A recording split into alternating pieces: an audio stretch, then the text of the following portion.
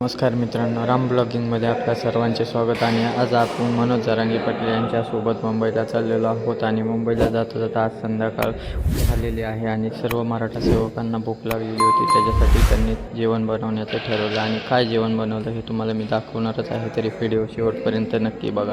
आम्ही सर्वांनी कांदे वगैरे कापून मस्तपैकी फोडणी दिली आणि फोडणीमध्ये मसाला, मीठ, चटणी, टमॅटो, कोथिंबीर टाकून सर्व खिचडी सामान करून घेतलं. मस्तपैकी सामान वगैरे टाकलं आणि सामान टाकून त्याला मस्त भाजायला लावलं.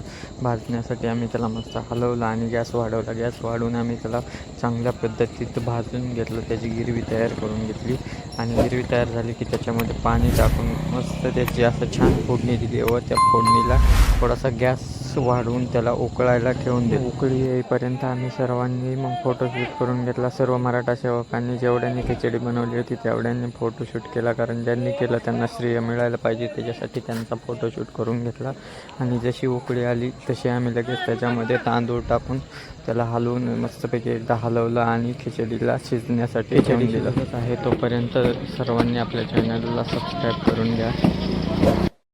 जशी खिचडी शिजली होती तशी सर्वांना भूक लागली होती, त्याच्यामुळं पटकन खायला घेतली. खिचडी बी एक नंबर झाली होती, त्याच्यामुळं सगळेजण खाण्यासाठी उत्सुक झालेले होते. सगळेजण पत्रवाळी घेऊन आपापली पत्रवाळी